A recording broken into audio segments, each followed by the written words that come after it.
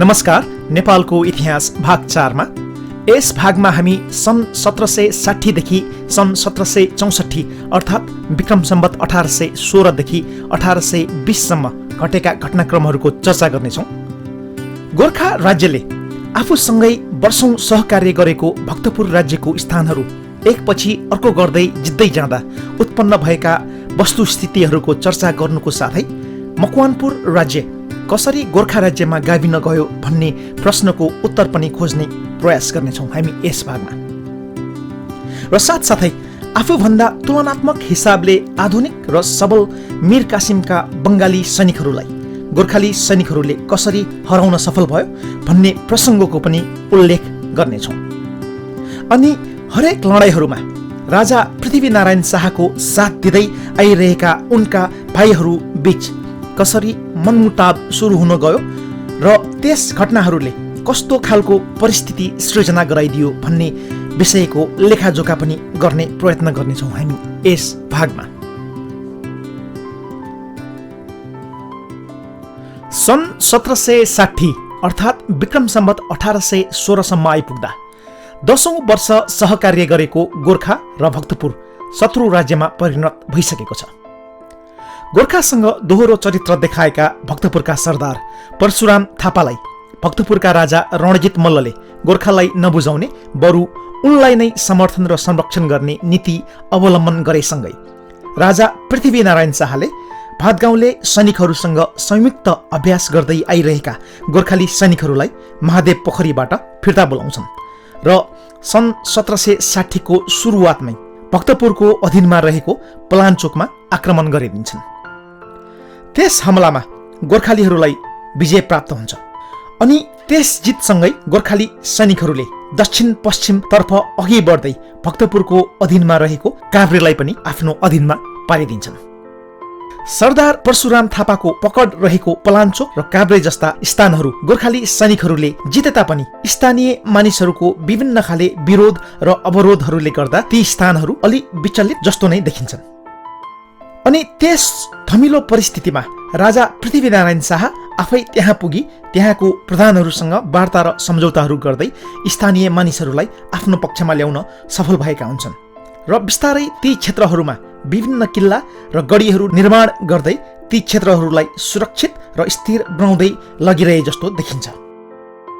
त्यसरी सन् 1760 का दिनहरू बित्दै जाँदा उता मकवानपुरमा भने राजा पृथ्वीनारायण शाहका ससुरा राजा हेमकर्ण सेनको मृत्यु भएको हुन्छ र युवराज दिग्बन्धन सेन मकवानपुर राज्यको राजा बनेका हुन्छन्।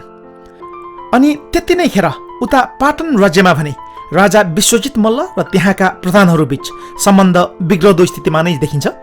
राजा विश्वजित मल्लको बढ्दो सक्रियतालाई त्यहाँका प्रधानहरूले खासै रुचाए जस्तो देखिन्न र त्यही सिलसिलामा एक प्रधानकी छोरीसँग अनैतिक सम्बन्ध रहेको आरोपमा राजा विश्वजित मल्ललाई मृत्युदण्ड दिइएको हुन्छ। अनि त्यसपछि कान्तिपुरका राजा जयप्रकाश मल्ललाई पाटन राज्यको राजा बनाइएको हुन्छ। जयप्रकाश मल्ल करिब 1 वर्ष जति पाटन राज्यको राजा बनेका हुन्छन् त्यस पछाडि। अनि सन् 1761 को बीचतिर अर्थात् विक्रम सम्वत 1818 को सुरुवातसम्म आइपुग्दा राजा पृथ्वीनारायण शाहले पलाञ्चोक र काभ्रे जस्ता स्थानहरूलाई स्थिर बनाइसकेर आफ्ना गोर्खाली सैनिकहरूलाई धुलीखेलतिर अघि बढाउँदै गइरहेका हुन्छन्। त्यसै क्रममा धुलीखेलको बाहिरी भागमा रहेको चौकोटमाथि गोर्खालीहरूको हमला हुन्छ। भक्तपुरको अधीनमा रहेको एउटा सानो गाउँ चौकोटको सुरक्षार्थ खटिएका महेन्द्र सिंह राईले अदम्य साहस प्रदर्शन गर्दै गोर्खालीहरूलाई ठूलै चुनौती दिइरहेका हुन्छन्। त्यस लडाइँमा लगातार 2 हप्ताभन्दा बढीको दैनिक आक्रमणपछि बल्ल तल्ल सन् 1761 को जुन अर्थात् विक्रम सम्वत 1818 को ज्येष्ठ महिनामा चौकोट अन्ततः गोर्खालीहरूको अधीनमा जान्छ। त्यसरी एक पछि अर्को विजय प्राप्त गर्दै हिँडेका गोर्खाली सैनिकहरूलाई त्यतिखेर लगत्तै अर्को विजय पनि प्राप्त हुन्छ। धुलीखेलबाट उत्तरतर्फ पर्ने भोटेचौर नजिकै रहेको काउलेलाई गोर्खाली सैनिकहरूले आफ्नो नियन्त्रणमा लिन सफल भएका हुन्छन् त्यस लगत्तै। अनि गोर्खालीहरूले ओगटेर सुरक्षित बनाइसकेको काउलेलाई कान्तिपुरका सैनिकहरूले पुनः प्राप्त गर्न सक्दैनन्। आफ्नो सम्पूर्ण प्रयासहरू असफल भएपछि जसराम थापाको नेतृत्वको सैनिकहरू फर्किनुपर्छ र त्यसपछि उनको काशीराम थापाको झैँ राजा जयप्रकाश मल्लसँग मनमुटाव हुन जान्छ। अनि त्यसपछि उनी कान्तिपुर छाडी काशीतर्फ लाग्दै गर्दा दहचोकको गोर्खाली सैनिकहरूको सुरक्षा चौकीमा समातिन्छन् र उनलाई त्यहाँबाट नुवाकोटतर्फ लगिन्छ। त्यसरी सन् 1761 को अन्त्यसम्म आइपुग्दा अर्थात् विक्रम सम्वत 1818 को जाडो महिनासम्म आइपुग्दा पलाञ्चोक, काभ्रे, काउले जस्ता काठमाडौँ उपत्यकाका पूर्वका प्रमुख नाकाहरू गोर्खालीहरूको अधीनमा हुन्छन् र काठमाडौँ उपत्यकाको किराँत राज्यहरूसँगको आवत जावत पनि गोर्खालीहरूकै नियन्त्रणमा पुग्न जान्छ। त्यसरी सन् 1761 सम्म आइपुग्दा उता भारतमा पनि छरिएर रहेका विभिन्न राज्यहरू एक आपसमा लड्ने क्रम जारी नै छ। सन् 1761 मा पानीपाटमा मराठा र अफगान रोहिल्ला गठबन्धनहरू बीच ठुलो युद्ध भई 50,000 मानिसहरूको मृत्यु भइसकेको हुन्छ। यसरी मराठा र मुगलहरू बीच लडाईँ हुँदै हजारौं मानिसहरू मारिँदै गर्दा बङ्गालमा उदयमान अङ्ग्रेजहरूलाई भने फाइदा नै भए जस्तो देखिन्छ। अनि यता पाटनमा भने अघिल्लो वर्ष राजा बनाइएका कान्तिपुरका राजा जयप्रकाश मल्ललाई त्यहाँका प्रधानहरूले सत्ताच्युत गर्दै सत्ता आफ्नो हातमा लिएका हुन्छन्। फेरि मकवानपुर राज्यमा भने दिग्बन्धन सेन राजा छन् अनि उनको ज्वाइँ पृथ्वीनारायणसँगको सम्बन्धमा कटुता कायमै छ।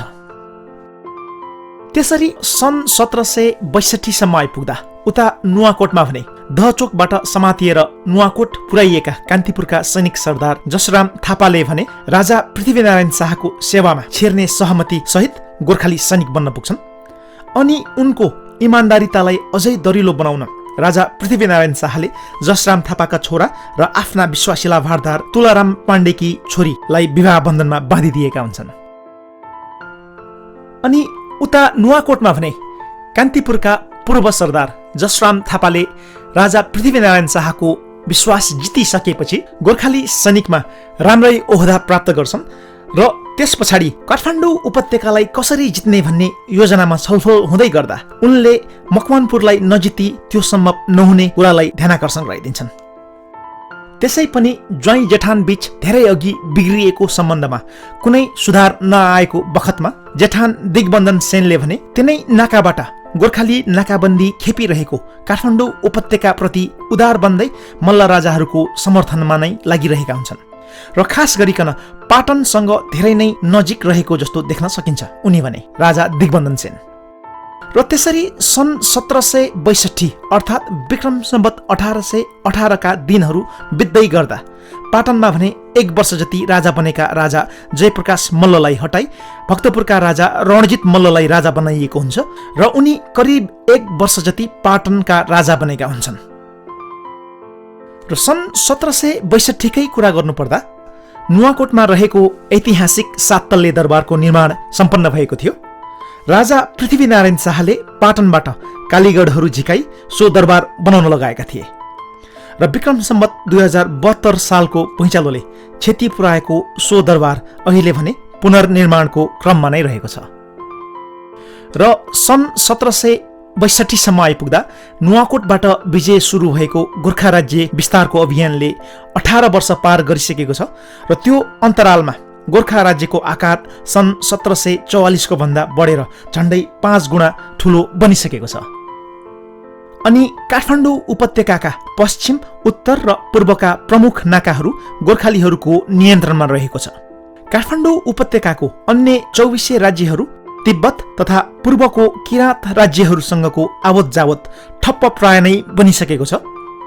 आकार र शक्तिमा धेरै ठुलो बनिसकेको गोर्खाले अब भने काठमाडौँ उपत्यकाको दक्षिणमा रहेको मकवानपुरलाई पनि जिती नेपा मण्डलमा जारी रहेको नाकाबन्दीलाई चारै दिशाबाट अझै प्रभावकारी बनाउने नीति अवलम्बन गर्दै त्यसै दिशातर्फ अघि बढिरहेको देख्न सकिन्छ। मकवानपुर राज्यले परापूर्वकालदेखि नै तराईका घना जङ्गलहरू बङ्गाल सुबहबाट आफ्नो संरक्षकत्वमा राखेको र त्यस बापत बङ्गालका नवाबहरूलाई वर्षेनी केही हात्ती र केही पैसाहरू तिर्नुपर्ने गर्दथ्यो। राजा पृथ्वीनारायण शाहले अब भने उहिले दाइजोको रूपमा नपाएको 1 दन्ते हात्ती र 9 लाखे हार सहित अन्य थुप्रै हात्तीहरू आफूलाई प्रदान गरिनुपर्ने सन्देश मकवानपुर पठाउँछन्।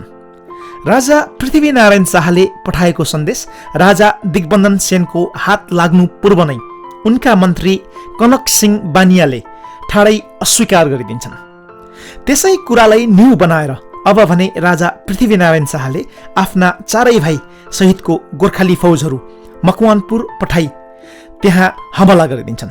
सन् 1762 को अगस्त महिना अर्थात् विक्रम सम्वत 1819 को भाद्र महिनामा करिब 8 घण्टासम्म चलेको लडाईँमा मकवानपुरका सैनिकहरूको गोर्खाली सैनिकहरूसँग केही लाग्दैन र अन्ततः राजा दिग्बन्धन सेन आफ्ना मन्त्री कनक सिंह बानिया सहित त्यहाँबाट भाग्न बाध्य हुन्छन् र हरिहरपुर गढीतर्फ लाग्छन्। त्यस लडाईँमा गोर्खालीपट्टि करिब 50 को हाराहारीमा र मकवानपुरपट्टि करिब 400 को हाराहारीमा क्षति भएको हुन्छ। अनि त्यस जितपछि अन्ततः मकवानपुर गढी गोर्खालीहरूको नियन्त्रणमा जान्छ। अनि त्यस लगत्तै भागेर हरिहरपुर गएका दिग्बन्धन सेनलाई मकवानपुरबाट पछ्याउँदै र काभ्रे पलाञ्चोक तर्फबाट पनि अघि बढ्दै गएका गोर्खाली सैनिकहरूले तिमालकोट र सिन्धुलीलाई पनि कब्जा गरिदिन्छन्।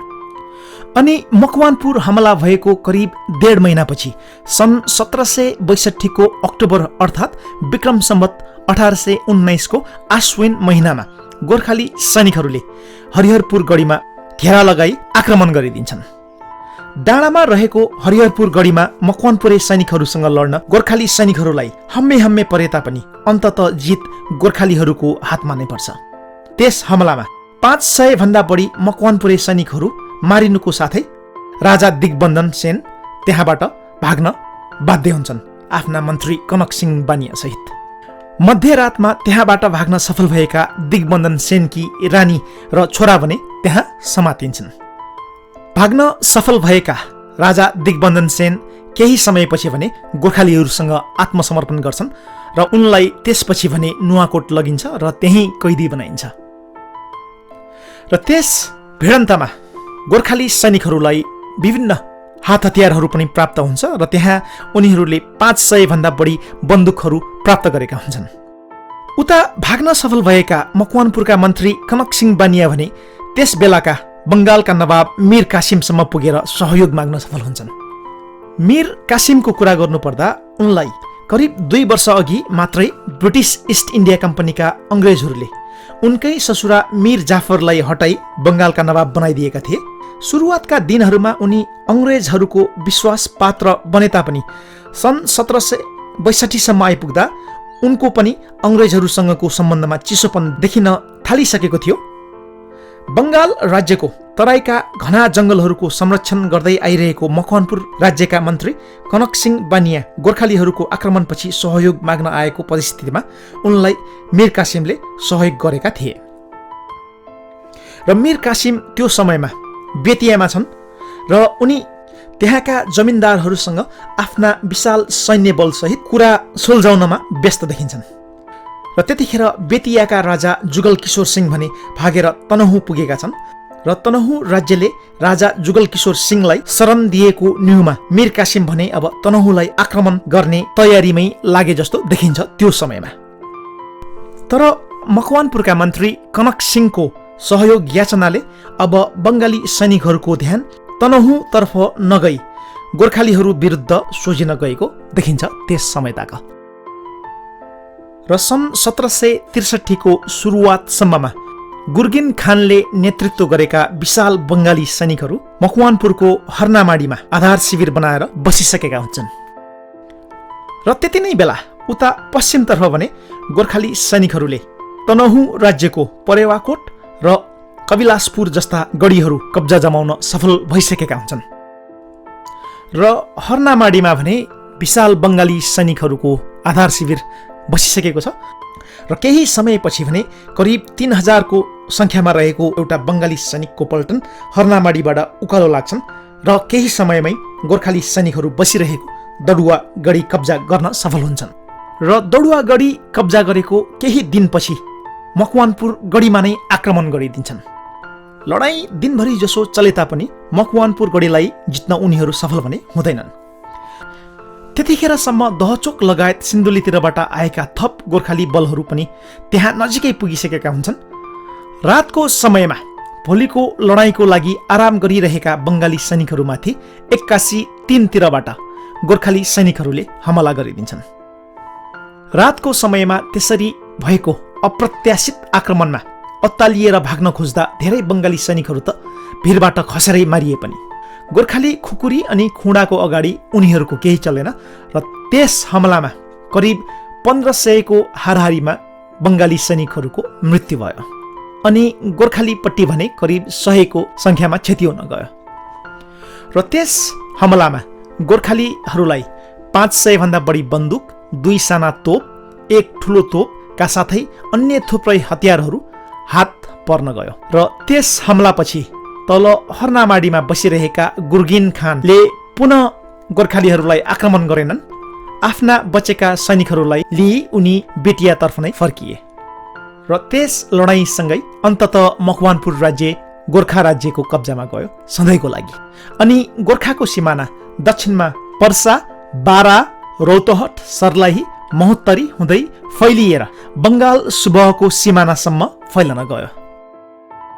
अनि सन् 1763 सम्म आइपुग्दा बङ्गाल सुबहका नवाब मीर कासिमले आफ्नो राजधानी बङ्गालको मुर्सिदाबादबाट बिहारको मुङ्गेरमा सारिसकेका हुन्छन् र कर सहुलियत दस्तक पाएका अङ्ग्रेजहरूले कर तिर्न आनाकानी गरिरहेको अवस्थामा उनले स्थानीय व्यापारीहरूलाई पनि कुनै कर तिर्नु नपर्ने कानुन ल्याउन खोज्दा उनको र अङ्ग्रेजहरूको सम्बन्ध धेरै नै बिग्रन गई बङ्गाल सुबह धेरै नै असन्तुलित देखिन्छ त्यस समयमा। र त्यस्तो खाले परिस्थितिले भर्खरै मात्र मकवानपुर कब्जा जमाउन सफल भएका राजा पृथ्वीनारायण शाहलाई भने फाइदा नै भएको देखिन्छ। त्यसरी मकवानपुरलाई गोर्खा राज्यमा गाविसकेपछि राजा पृथ्वीनारायण शाहले त्यस लडाईँहरूमा उल्लेख्य योगदान दिए बापत जसराम थापा र थापा परिवारलाई सिन्धुली क्षेत्र अनि केहरसिंह बस्नेतलाई मकवानपुरदेखि जलेश्वरसम्मका तराईका क्षेत्रहरूको प्रशासनिक कार्य, आय व्ययको हिसाब लगायत बस्ती विकास गर्ने जिम्मा सुम्पिएको देखिन्छ। भर्खरै मात्र प्राप्त गरिएका तराईका ती क्षेत्रहरू भने घना जङ्गल रहेको र धेरै नै औलो प्रभावित क्षेत्रहरू थिए। राजवंशी, सतार, झाँगड, थारू, धिमाल आदि जस्ता स्थानीय आदिवासीहरू जो औलोसँग प्राकृतिक हिसाबले नै सुरक्षित थिए, उनीहरू बाहेक अन्य जातका मानिसहरू उता बिहार अनि यता पहाडबाट त्यहाँ गइहाल्ने आँट गर्दैनथे। र उता बिहारमा सन् 1763 अर्थात् विक्रम सम्वत 1820 को कुरा गर्नुपर्दा हरेक वर्ष झैँ मनसुनको समयमा सप्तकोशी नदीमा बाढी आई सप्तकोशी नदी पूर्णियाको पश्चिम तर्फबाट बग्न सुरु गरेको देखिन्छ सन् 1763 मा।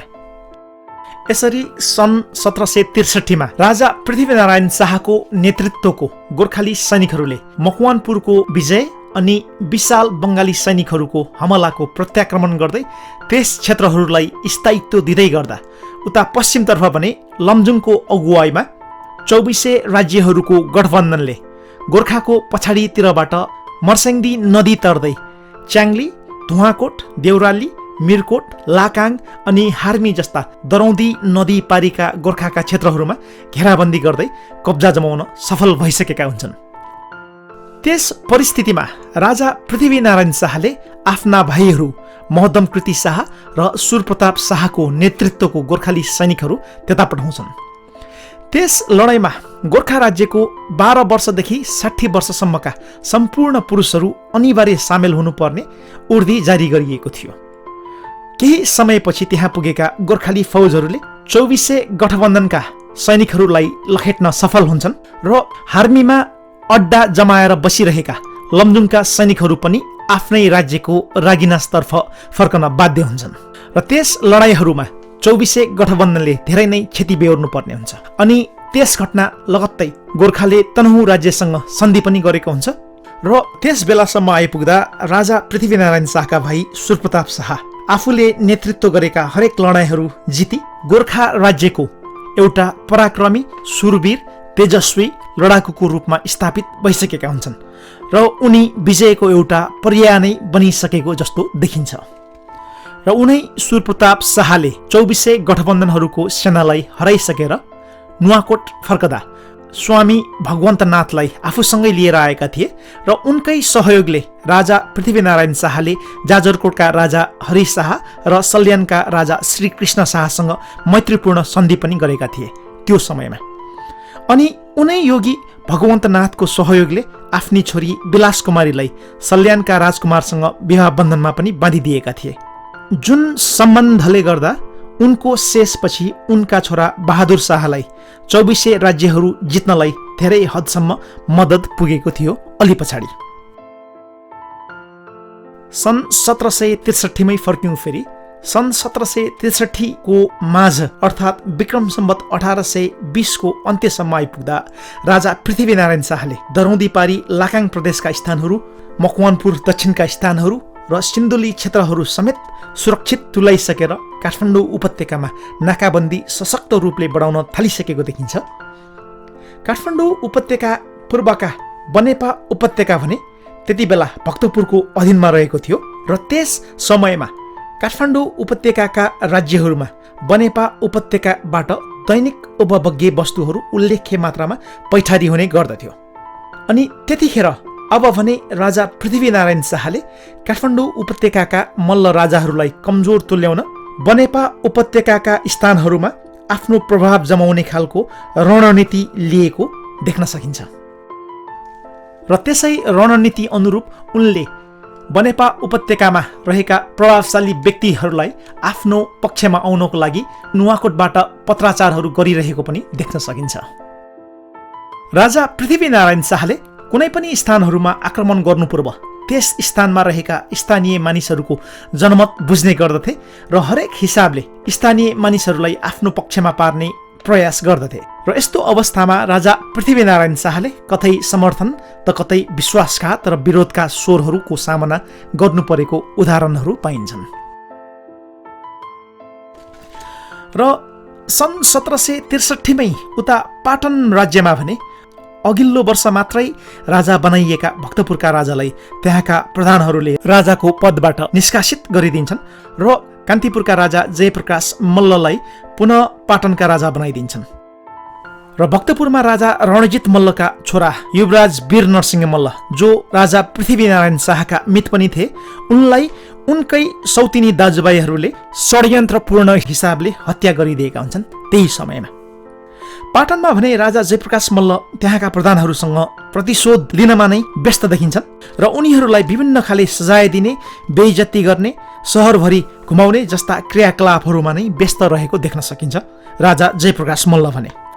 र त्यति बेलासम्म राजा पृथ्वीनारायण शाहले अब भने बनेपा उपत्यकालाई आक्रमण गर्ने निर्णय गर्छन् र भर्खरै मात्र 2400 गठबन्धनलाई हराउन सफल गोर्खाली सैनिकहरूको नेतृत्व सम्हालेका आफ्ना भाइ सूर्यप्रताप शाहलाई नै बनेपा उपत्यकाको आक्रमणको जिम्मा दिन्छन् र सूर्यप्रताप शाह बनेपा उपत्यकातिर लागेको देखिन्छ त्यस पछाडि भने। र बिस्तारै सूर्यप्रताप शाहले नेतृत्व गरेको गोर्खाली सैनिकहरूले भक्तपुरको अधीनमा रहेको धुलिखेल वरपरका ग्रामीण क्षेत्रहरूलाई सजिलै जित्न सफल भए तापनि धुलिखेल बजारभित्र रहेको भातगाउँले सैनिकहरूलाई त्यति सजिलै हराउन भने सक्दैनन्। महिनौको प्रयासहरू पनि व्यर्थ जस्तो देखिन्छ। जसकर्ण खत्रीको नेतृत्वमा पठाइएको थप गोर्खाली मद्दतको पनि केही चल्दैन। त्यसै क्रममा दलजित शाहले नेतृत्व गरेको अर्को गोर्खाली फौज पनि त्यहाँ मिसिन आइपुग्छ र अन्ततः सन् 1763 को 23 अक्टोबरमा अर्थात् विक्रम सम्वत 1820 कार्तिक 10 गते धुलिखेललाई गोर्खाली सैनिकहरूले कब्जा गर्न सफल हुन्छन्। अनि त्यसको भोलिपल्ट भीषण लडाईँपछि चौकोट पुनः दोस्रो पल्ट गोर्खालीहरूले कब्जा गर्छन् र त्यसै दिन त्यहाँ नजिकै रहेको खड्पु र पनौतीलाई पनि कब्जा गरिदिन्छन् गोर्खाली सैनिकहरूले। अनि त्यसको केही दिनपछि 27 अक्टोबर अर्थात् कार्तिक 14 गते बनेपा र साङ्गा अनि त्यसको भोलिपल्ट 28 अक्टोबर अर्थात् कार्तिक 15 गते नाला र पश्चिममा रहेको रानीकोट पनि कब्जा गर्न सफल हुन्छन् गोर्खाली सैनिकहरू। ती क्षेत्रहरूमा गोर्खाली सैनिकहरूले भातगाउँले सैनिकहरूलाई सजिलै जित्न सफल भए तापनि साङ्गामा भने गोर्खाली सैनिकहरूले एउटा भिन्नै अवरोधको सामना गर्नुपर्ने हुन्छ। करिब 20 वर्ष अघि राजा पृथ्वीनारायण शाह नुवाकोटको पहिलो असफल लडाईँ लगत्तै बनारस जाँदा त्यहाँ उनले एक साधु गुलाबरामलाई भेटेका थिए र त्यस भेटमा ती सन्तले उनलाई आशीर्वाद सहित एउटा तरबार दिएका थिए। सो तरबारको कृपाले नै राजा पृथ्वीनारायण शाहले राज्यहरू जित्न सफल भएको हुन् भन्ने उनको तर्क थियो र 20 वर्षपछि उनी राजा पृथ्वीनारायण शाहको जितमा आफ्नो पनि हक लाग्ने भन्दै भाग खोज्न आएका थिए। राजा पृथ्वीनारायण शाहले उनको माग अस्वीकार गरिदिँदा उनी कान्तिपुरका राजा जयप्रकाश मल्ल समक्ष गई काठमाडौँ उपत्यका वरपर रहेका गोर्खालीहरूलाई लखेट्ने बाचा गर्दै राजा पृथ्वीनारायण शाह विरुद्ध उत्रिएका थिए। त्यो समयमा उता भारतमा भने केही नागा सन्यासीहरू हतियारधारी हुने गरेको र उनीहरूको बथानलाई स्थानीय राजा र महाराजाहरूले भाडाको सैनिकको रूपमा प्रयोग गर्ने गर्दथे र त्यस्ता खाले हतियारधारी सन्यासी समूहहरूले अङ्ग्रेजहरूलाई पनि लुटपाट मचाउने अनि तराई क्षेत्रमा रहेको घना जङ्गलभित्र पसी उनीहरूलाई पनि धेरै नै दुःख दिने गर्दथे। तिनै गुलाबराम जो राजा पृथ्वीनारायण शाहसँग रुष्ट बनेका थिए उनले आफ्नो 500 भन्दा बढी हतियारधारी सन्यासीहरू सहित सिन्धुलीमा रहेका गोर्खाली सैनिकहरूलाई हराउँदै बनेपा उपत्यकासम्म आइपुगी छरिएर विभिन्न समूहमा बाँडिँदै गोर्खालीहरू विरुद्ध जाइलागेका हुन्छन् र गोर्खालीहरूले साङ्गा कब्जा गरेकै दिन साँझपख ती हतियारधारी गोसाई सन्यासी नागाहरूको पहिलो समूहले साङ्गामा रहेको गोर्खाली सैनिकहरूलाई आक्रमण गरी चौतारा जहाँगीर शाहसहित धेरै गोर्खाली सैनिकहरूको हत्या गर्दै भक्तपुरतर्फ झरेका हुन्छन्। तर छरिएर विभिन्न गाउँहरूमा पसेका अन्य नागा हतियारधारी समूहहरूको आक्रमणलाई भने गोर्खाली सैनिकहरूले निस्तेज पारिदिएका हुन्छन् र ती आक्रमण गर्ने सबै नागा हतियारधारी सन्यासीहरू गोर्खाली सैनिकहरूद्वारा मारिन्छन्। तर उनीहरूका नैके गुलाबरामको भने कुनै पत्तो लाग्दैन। यसरी अन्तत बनेपा उपत्यका गोर्खालीहरूको कब्जामा जान पुग्यो र गोर्खालीहरूले अगाडि बढ्ने क्रम भने रोकिएको छैन। चारै दिशाबाट काठमाडौँ उपत्यकालाई घेरा हालिसकेका गोर्खाली सैनिकहरूको एक समूहले अगाडि बढ्ने क्रममा फर्पिङ पुनः कब्जा गर्छन् र रानीकोटतिरबाट अगाडि बढेको गोर्खाली सैनिकहरूले भने कार्तिक 20 गते विशङ्खु कब्जा जमाउँदै पाटनतिर अघि बढ्छन्। उता पाटनमा भने जयप्रकाश मल्ल राजा छन् र पाटनका प्रधानहरूसँग बदला लिन नै तल्लीन देखिन्छन् उनी भने। पाटन राज्यमा त्यहाँका प्रधानहरू र राजा जयप्रकाश मल्ल बीच षड्यन्त्रको होडबाजी नै चलिरहेको देखिन्छ।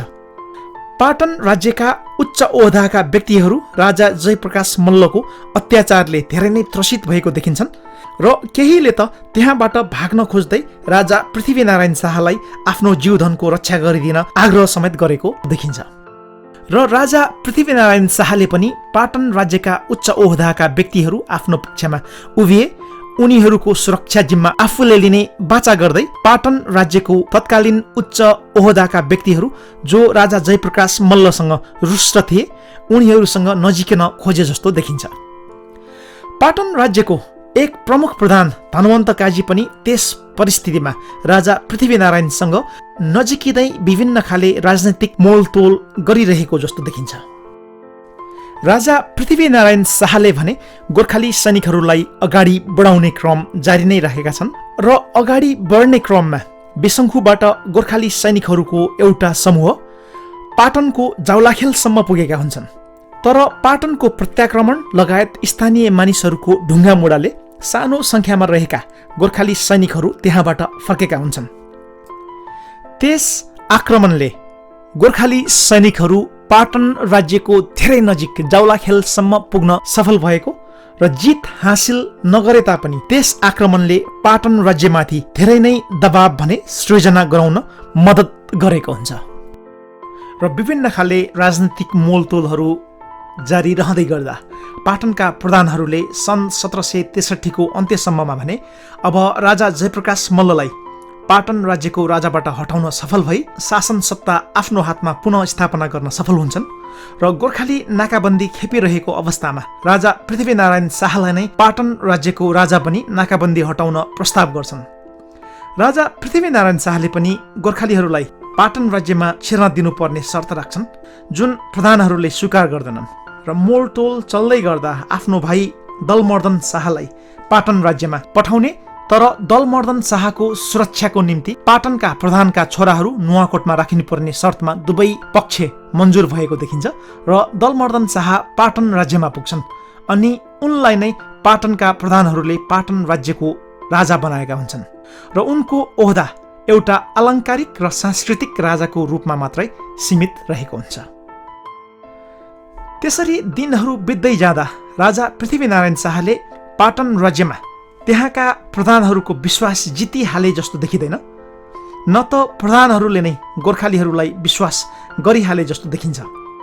दलमर्दन शाह पाटन राज्यमा राजा भए तापनि उनी एउटा राजनैतिक बन्दी मात्र जस्तो देखिन्छ र राजा पृथ्वीनारायण शाहले पनि नाकाबन्दी त्यति खुकुलो पारिहाले जस्तो देखिँदैन र त्यतिखेरसम्म आइपुग्दा राजा पृथ्वीनारायण शाहले आफ्ना गोर्खाली सैनिकहरूको धेरै सुदृढीकरण गरिसकेको देखिन्छ र त्यस बखत राम्रो तलब सुविधा र लगातारका जितहरूले गर्दा गोर्खाली सैनिक भर्ती भर्खरै मात्र गोर्खालीहरूले जितेका स्थानका युवाहरूदेखि धेरै टाढा टाढासम्मका राज्यहरूका युवाहरूको पनि रोजगारीको एउटा आकर्षक केन्द्रबिन्दु जस्तै बन्दै गइरहेको देख्न सकिन्छ र सन् 1762-63 सम्म आइपुग्दा मकवानपुर र बङ्गाली सैनिकहरूलाई हराउँदै हात परेका विभिन्न खाले हतियारहरू सहित राजा पृथ्वीनारायण शाहले गोर्खाली सैनिकहरूको पल्टन व्यवस्थापन र आधुनिकीकरण गरेको पाइन्छ र त्यति बेलासम्म आइपुग्दा गोर्खाली सैनिकहरूमा श्रीनाथ, कालीबक्स, सबुज, गोरख र बर्दबाहिनी गरी 5 कम्पनीहरू स्थापित भइसकेको पनि देखिन्छ र बिस्तारै दिनहरू बित्दै जाँदा सन् 1764 का दिनहरूमा पाटनका प्रधानहरूसँगको सम्बन्धमा उतार चढावहरू आई नै रहँदा राजा पृथ्वीनारायण शाहले भने अब कीर्तिपुरलाई दोस्रो पल्ट पुनः आक्रमण गर्ने योजना बनाउँछन् र त्यसै अनुरूप विजयको प्रतिरूप बनिसकेका आफ्ना अर्का भाइ सुरप्रताप शाहलाई कीर्तिपुर हमलाको नेतृत्व जिम्मा दिन्छन् र अघि बढ्ने क्रममा गोर्खाली सैनिकहरूले सन् 1764 अगस्त 7 अर्थात् विक्रम सम्वत 1821 श्रावण 27 गते कीर्तिपुरको बाहिरी भागमा रहेको चोभार र पाङ्गा कब्जा गर्न सफल हुन्छन् र त्यसको करिब 1.5 महिनापछि सन् 1764 को सेप्टेम्बर 17 अर्थात् विक्रम सम्वत 1821 आश्विन 5 गते कीर्तिपुरमा दोस्रो पल्ट पुनः आक्रमण हुन्छ। कीर्तिपुरको पहिलो लडाईँमा झैं विभिन्न समूहमा बाँडिएका गोर्खाली सैनिकहरूले कीर्तिपुरका बलिया ढोकाहरू तोड्न सक्दैनन्। बाँसको भर्याङ चढी पर्खाल नाग्ने अनेकन प्रयासहरू पनि कीर्तिपुरका सैनिक र स्थानीय बासिन्दाहरूले निस्तेज तुलाइदिन्छन्। समय बित्दै जाँदा आक्रमणको लागि दिइएको साइत पनि बित्दै गइरहेको हुन्छ र त्यति बेलासम्म गोर्खाली सैनिकहरूको नेतृत्व गरेका सुरप्रताप शाह रिसले क्रुद्ध बनिसकेका हुन्छन्। गोर्खाली सैनिकका अर्का सरदार श्रीहर्ष पन्त चढ्न खोजेको भर्याङमा उनलाई तानेर आफै भर्याङ चढेर पर्खाल नाग्न खोज्दा देब्रे आँखामा तीर लागि सुरप्रताप शाह घाइते भई ढल्न पुग्छन्।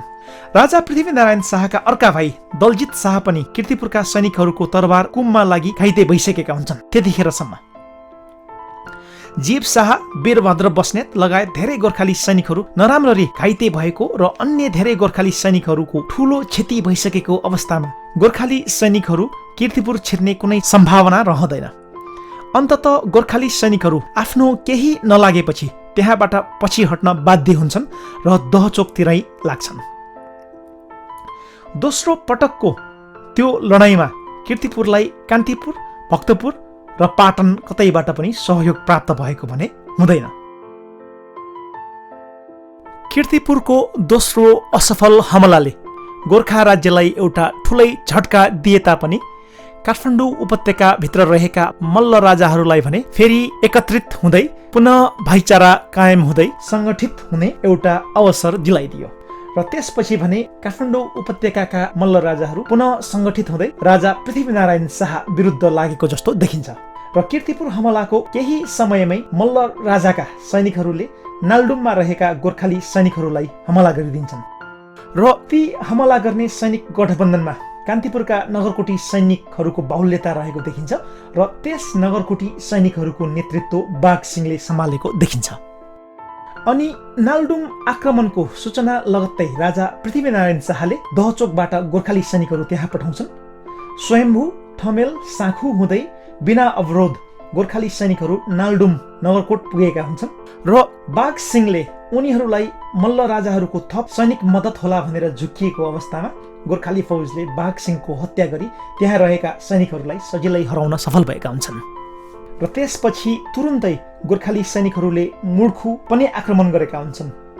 मुर्खु नुवाकोटबाट कान्तिपुर आउँदा बाटोमा पर्ने एउटा प्रमुख स्थान थियो र कान्तिपुर राज्यको क्षेत्राधिकार रहेको मुर्खुलाई स्थानीय खड्काहरूले सुरक्षा प्रदान गर्दथे। अब त्यतिखेरसम्म आइपुग्दा पाटनमा राजा रहेका राजा पृथ्वीनारायण शाहका भाइ दलमर्दन शाहलाई समातेर हत्या गर्न राजा जयप्रकाश मल्ल लागि परिरहेका छन्। अनि उता नुवाकोटमा भने कीर्तिपुर हमलालाई साकार बनाउन नसकेका सुरप्रताप शाह केही भारदारहरूले गर्दा लडाईँ जित्न नसकेको तर्क गर्दै ती भारदारहरूलाई दोषी ठहराइरहेका हुन्छन्। अनि आफ्नो दाजु राजा पृथ्वीनारायण शाहले उनीहरूको नै पक्ष लिएकोले उनी आफ्ना दाजुसँग असन्तुष्ट हुँदै गइरहेका छन्। दाजुभाइ बीचको सम्बन्ध बिग्रदै जाँदा सुरप्रताप शाह नुवाकोट त्यागी गोर्खा राज्यको परम्परागत शत्रु 24 राज्यहरूमा पुग्छन्। त्यसरी गोर्खाली सैनिकहरूको सबल नेतृत्व गर्न सक्ने आफ्ना काबिल र सुरवीर भाइ सुरप्रताप शाहको घर छोडाइले राजा पृथ्वीनारायण शाहलाई ठुलै झट्का दिएको हुन्छ। अनि कास्कीले सुरप्रताप शाहलाई स्वागत गरेको अवस्थामा राजा पृथ्वीनारायण शाहले उनलाई जस्तो सुकै मूल्यमा भए पनि फिर्ता ल्याउन लागि पर्छन्। नुवाकोट दरबारमा भाइ भारदारहरू बीच के गर्ने के नगर्ने भन्ने बहसमा सहमति र विमति हुँदै गर्दा राजा पृथ्वीनारायण शाह भने निकै तनावमा देखिन्छन्। र त्यसरी सन् 1764-65 अर्थात् विक्रम सम्वत 1821 सम्म आइपुग्दा 5 पाण्डवको अवतारको रूपमा चित्रण हुँदै आइरहेका राजा पृथ्वीनारायण शाहका दाजुभाइहरूमा केही असहमतिहरू सुरु हुँदै सुरप्रताप शाह गोर्खा राज्य परित्याग गरी गोर्खाकै शत्रु 24 राज्यहरूमा हिँडेका छन्। र त्यतिखेरसम्म राजा पृथ्वीनारायण शाहको उमेर करिब 42 वर्षको भइसकेको छ र उनले नुवाकोट विजय गर्दै सुरु गरेको गोर्खा राज्य विस्तारको अभियानले 20 वर्ष नागिसकेको छ। ती 20 वर्षहरूमा धेरै उतार चढावहरू आए। त्यति बेलासम्म मकवानपुर राज्यलाई गोर्खामा विलय गराउँदै उनले आफ्नो सिमाना दक्षिणमा बङ्गाल सुबहको सिमानासम्म पुर्याइसकेका छन्।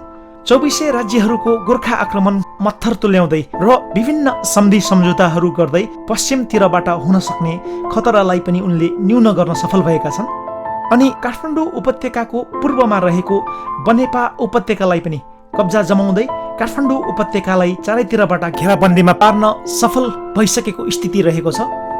विभिन्न सफलताहरू हात पार्दै अगाडि बढ्दै गइरहेका राजा पृथ्वीनारायण शाहलाई दोस्रो पल्टको कीर्तिपुर आक्रमण भने धेरै नै महँगो साबित हुन पुग्यो र त्यस हारले उनका भाइ भारदारहरू बीच एउटा ठुलै फाटो पनि पैदा गराइदियो। राजा पृथ्वीनारायण शाह भने अब घर छाडी शत्रुसँग मिल्न गएका आफ्ना भाइ सुरप्रताप शाहलाई जसरी पनि फेरि घरमा ल्याउन तल्लीन परिरहेका देखिन्छन्। र त्यतिखेरसम्म आइपुग्दा उनले एकै समयमा विभिन्न क्षेत्रहरूमा लड्न सक्ने गोर्खाली सैन्य बलको निर्माण गरिसकेका छन् र छोटो समयकै सूचनाको आधारमा छिटो छिटो गरिएका उनका निर्णयहरू धेरै नै प्रभावकारी साबित हुँदै गइरहेको पनि देख्न सकिन्छ। हवस् त, यस भागमा यति नै चर्चा गरौँ। अब आउने घटनाक्रमहरूलाई अर्को भागमा फेरि चर्चा गरौँला। साथसाथै कुनै सल्लाह सुझाव अनि गुनासोहरू भए तलको कमेन्ट बक्समा कमेन्ट गरिदिनुहोला। धन्यवाद।